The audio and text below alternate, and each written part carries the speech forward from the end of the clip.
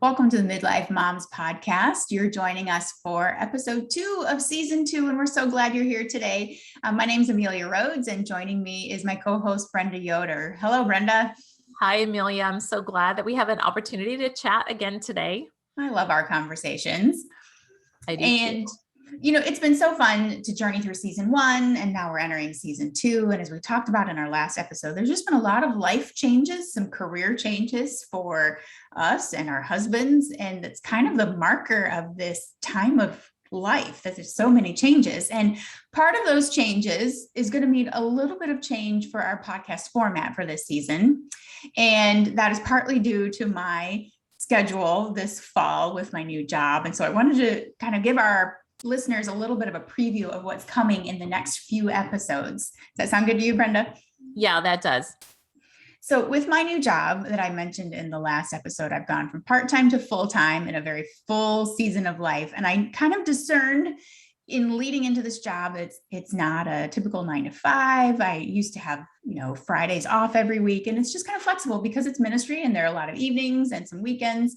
And so I just discerned it would be necessary to have a little bit of space. If you've ever started a new job, you know that first year can be really overwhelming. There's a lot to learn. And so I asked Brenda if we could find something creative to still keep the podcast going, but give me a little bit of space during a very busy fall season where we're launching Bible studies and I'm training and learning the job. And so we have something really exciting coming up that we hope you will enjoy. We've got a bunch of other voices coming in of women in the midlife who have experience in a variety of areas. Some of them are authors, some of them are speakers. So Brenda, tell us a little bit about what we have coming up. Sure. So I'm excited because we'll be covering topics that are very specific to the midlife mom phase with some great voices to go with that. So we're going to be talking with Jill Savage right after this conversation, and she's the author of Empty Nest Full Life. And she and I are also doing the Empty Nest Full Life retreat that will be coming up October 29 through 31. And then later in the season, she and her husband, Mark, will be talking about marriage because they have a marriage ministry, but also some really specific topics that are very relevant for the midlife season with marriage. Mm-hmm. And we'll also be talking with Kathy Howard, who is an author of a book about caring for aging parents. And that is part of this phase of life. Mm-hmm. And it hits us at different times. And so I'm very excited about that interview. You're going to be talking with Robin Edwards, and she has a story that I think will meet a lot of our listeners at different levels. Yeah, Robin has been a mentor of mine really through my 30s and 40s.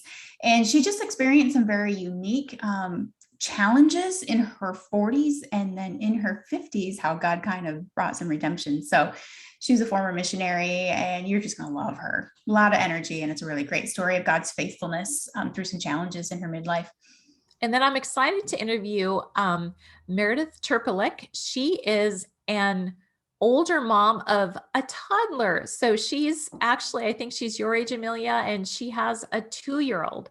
So that was one in need that came up in the Midlife Moms group, was connecting with older moms of younger kids. And we want to recognize that that's part of this community, that many moms either have a tag along in their early 40s or may have struggled with infertility or married late. So I'm looking forward to that interview. And then we're also going to be interviewing our friend and humorist in the Midlife Mom group on Facebook, Kim Mishler.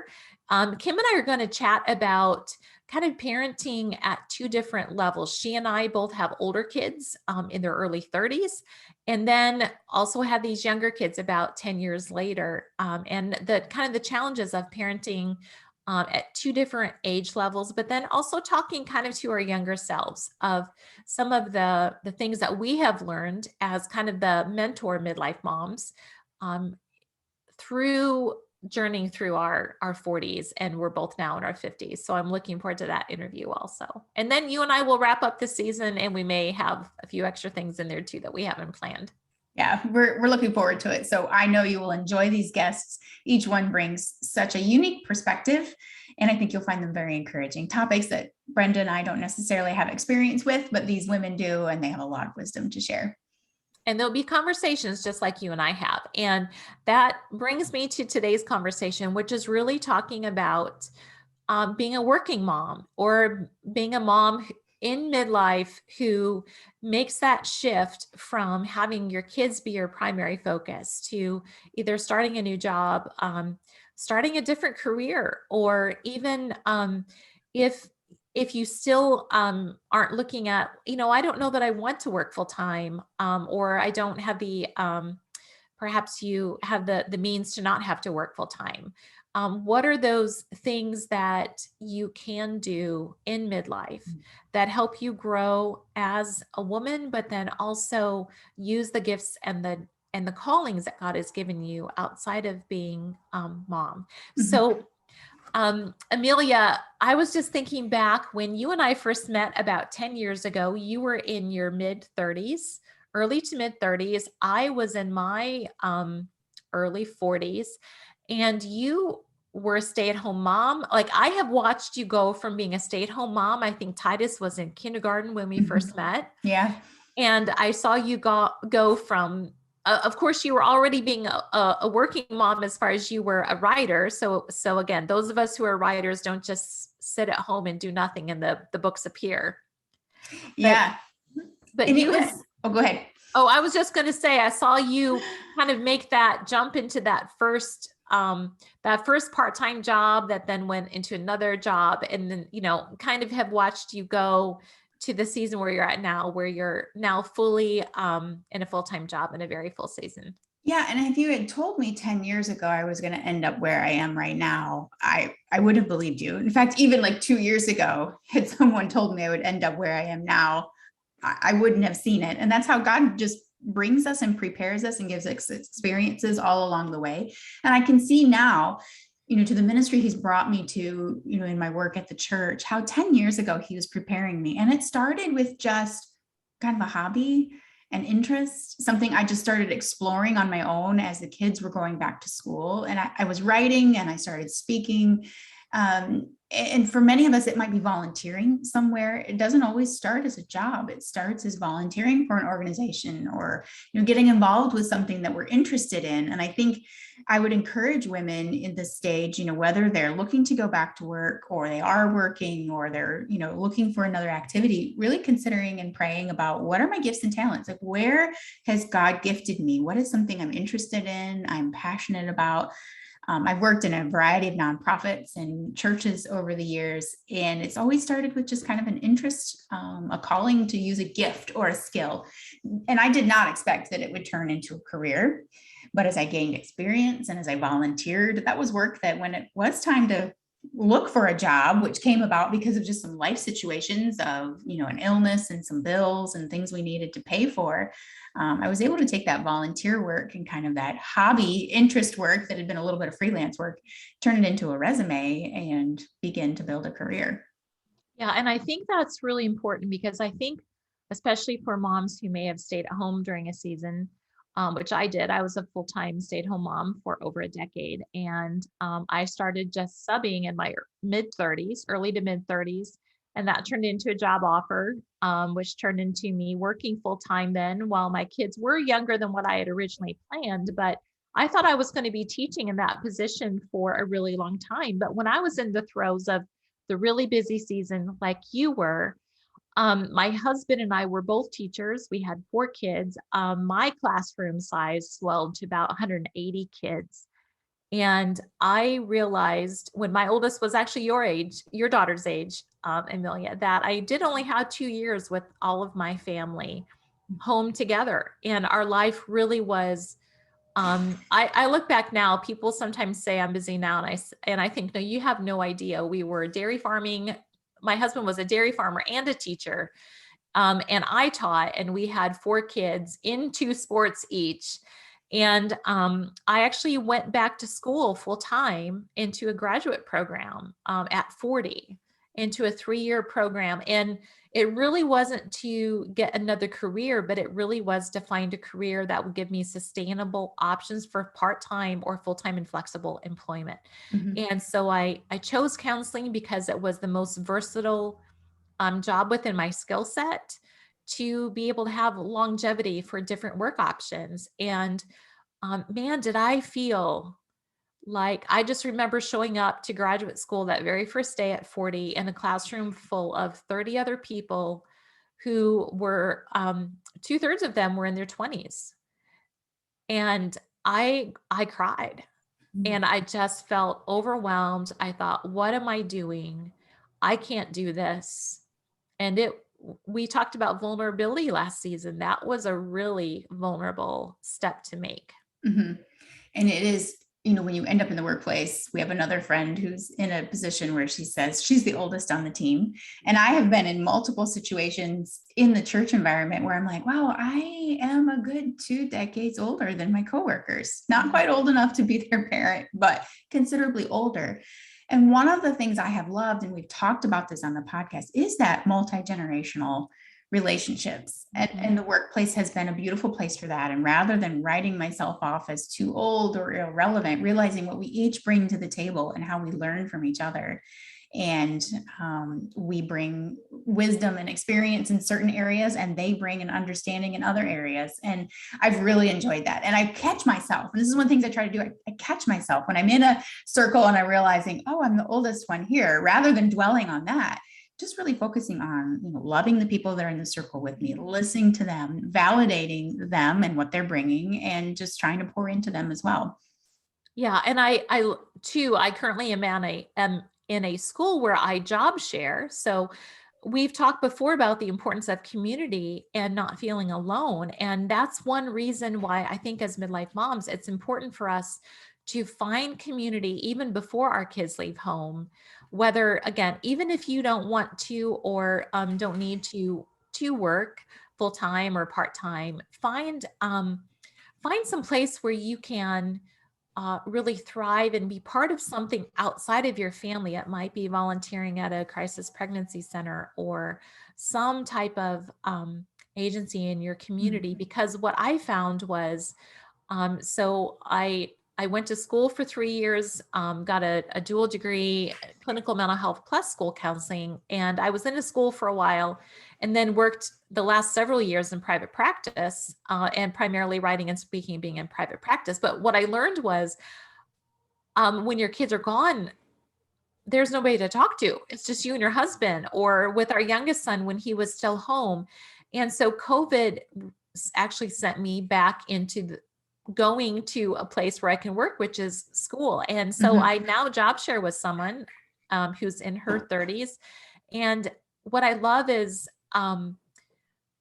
just what you said, learning from those who are younger than we are, but then also realizing that there are things that we bring to the table too. Right. Yeah. And that's so important. And I was talking to a woman the other day who was older than me even, and she said, just wanting to be aware of when she, something along the lines of when she's irrelevant or doesn't have anything to offer. And I reminded her of a woman that she's working with who, is in a small group with her, who's in her 90s, and how she was saying how much she was learning from this woman who was in her 90s. And I said, I don't think we have an expiration date. If we're still here and we are capable and we have, our God allows us to have our mental faculties about us, we have something to offer, whether that is, in a volunteer setting or just in our family. Like, I don't think we ever really get irrelevant. We always have something to bring to the table, something we can learn from someone else who's younger, and something that we can share and impart wisdom. And I really think that's the way God designed us, to never just quit and feel like we're done. So no matter what setting that's in, it doesn't always have to be in a job or a career, but maybe it's a mentoring relationship. Maybe that's something that you get involved with, a neighborhood mom or a younger niece or nephew that you can start mentoring. There are a lot of ways that you can have an identity outside of mom and really contribute. Yeah. And I think what you just said is really key. I think that as being midlife women who are moms, that it really is about focusing our identity outside of our children. And this is really is something that my mom modeled well. She was a stay-at-home mom, but then she went back to teaching when I was in second grade. I was the youngest, and she became involved in local government when I was in college. And she served as the town board president for about 10 to 12 years while I was in college in her 40s and 50s.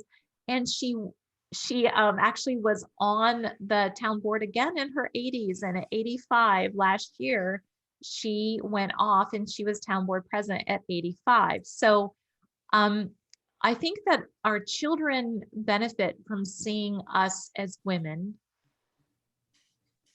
have our identity outside of them. And that was something I really wanted to encourage our listeners with now, as we talked in the last episode about kind of that full and busy season that you're in, Amelia, and that I was in just a few years ago. And sometimes we can feel guilty because we are not just focusing on our kids. But even if you are a full-time mom who really wants to be a full-time mom until your kids are out of the house, there's this importance of modeling for our kids that we are people, we're individuals, we have gifts and talents that we can do in addition to being a mom. And I think Amelia, you probably didn't not grow up, but I became a mom in the age of what I call the mommy wars.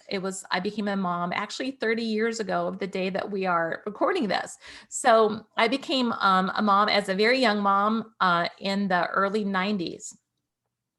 And there were these big mommy wars between stay-at-home mom and working moms. And when God called me to be a teacher, it was a very clear call. It wasn't something I just decided to do. It was a very clear call.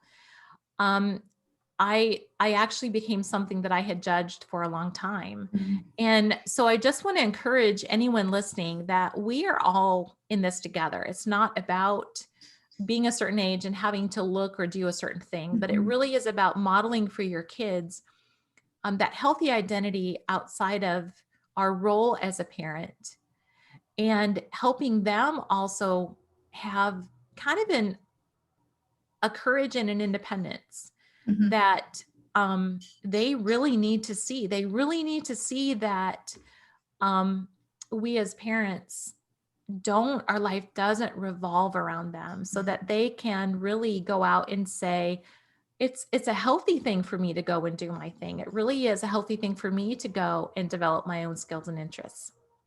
Yeah. And talking about that as a family is so key. So we had this major shift in our lives.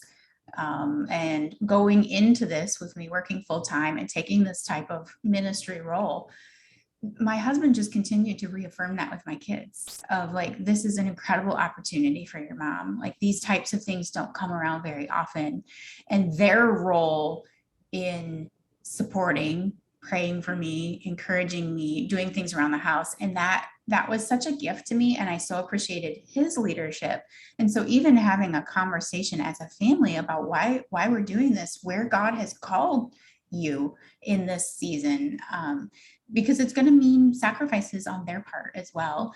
But for them to realize not only that God has gifted you and wired you, but to realize that they're part of the work, whatever it is you're doing and you're involved with, and really charging them with, like in my case, this women's ministry work, like I really believe that they and my husband are part of the work as they support at home, as they pray for me, as they, as we do this together. And so I think that's a really key thing too, for them to realize that they can be a valuable part of the mission that God has called you to, whatever that might be. Yeah. And I think I had a wake up call when my oldest son, so I have a girl and then 3 boys, but when my oldest son was in junior high, and I realized that I was really the model of womanhood that he was learning from. And that really struck me, like that kind of stopped me in my tracks. And that's when I really started realizing I needed to have the same expectations, even just about like household chores, that I did of his sister. So that meant that if I really, like their senior years, they always did their own laundry from start to finish. So just because he was a boy didn't mean that I wasn't going to expect him. Now, a lot of people have we talked about laundry last time, doing your laundry as like young as 8 years old. Kids can put laundry in the washer, but there's just this element that I often say, like, we aren't maids. I didn't want, I think it was a realization that how I modeled womanhood is probably what my sons would really bring with them for their expectations for their wives. And so that's a really big thought. So I don't want to put my own spin on that of like, this is how I did it, therefore it's how everyone should do it. But it really was a wake-up call to me as a mom to understand that the family really is the first place of socialization for our kids. And so the more that we can model healthy womanhood of nurture and being a mom plus things outside of that role, I just think it's healthy for our girls and for our boys. Yeah, I agree.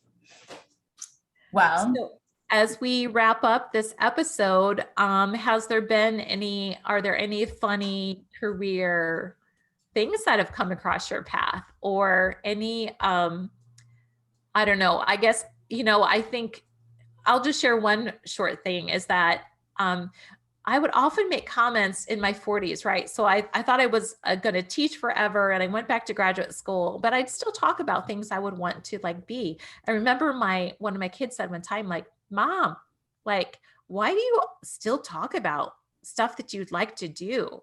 And because I'd be like, when I grow up, I want to do this. And the funny thing is that I actually have had a lot of different career roles. And, but one of those dreams was to run a bed and breakfast, but I don't like to cook. So like, this was back in the day when there were full-fledged bed and breakfasts. And lo and behold, now that we have an empty nest, we're actually running an Airbnb in our areas where, our kids' rooms were and where they lived. And so just a great, I just want to encourage all women that God really uses all of us until he calls us home. And it looks different, and it's not stagnant. That's one thing. I have probably had I've had a lot of different jobs in the last 10 years since I turned 40 and went back to graduate school. And the more opportunities we have give us more, I think, space to really be at the stage of our life with our family that we need them to be. Yeah.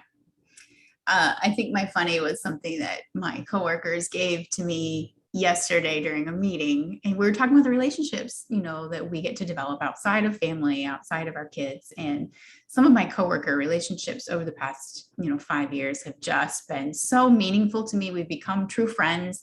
Even when I've left a job, we've stayed friends. And this group that I'm with now, I've served with for 2 years, and now I'm shifting into a different role, but I'm with the same group of people. So it's very funny because they are losing my assistance in one role, but I'm shifting to a different role. So there have just been some very funny comments, and they're thankful that I'm staying and I'm still part of their team. So yesterday they gave me an award.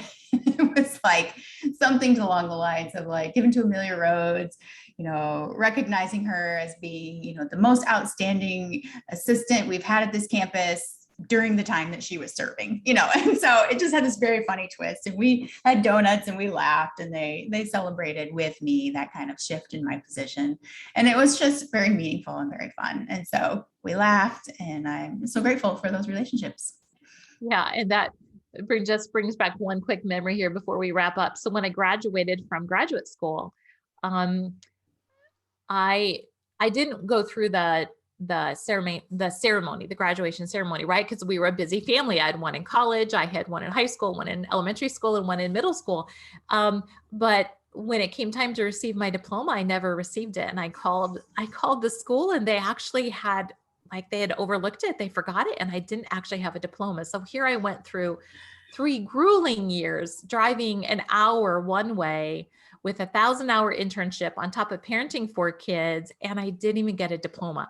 And I eventually did. But my son at the time, he was probably in 5th grade. He wrote out this little diploma for me, and we have a picture of it. But it was just so funny because it was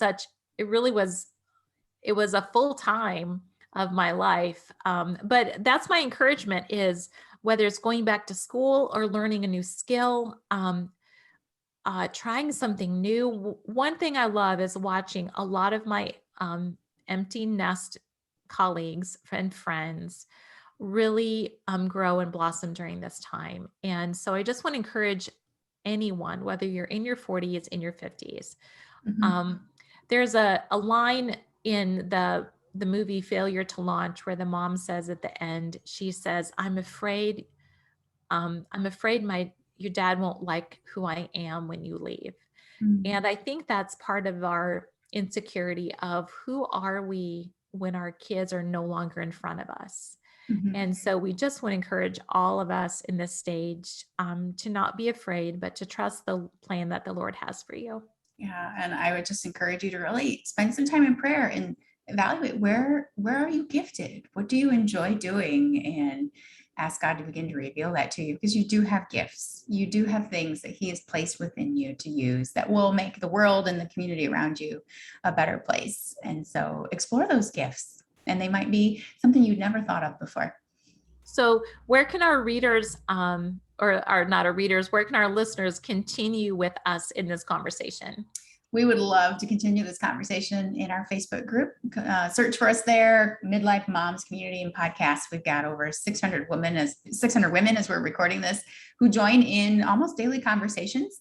Pop in, say hello. We have prayer time on Friday. So if you're listening to this on Friday this week, just submit a prayer request, even if it's, I don't know what my gifts are, or I don't know what I could pursue.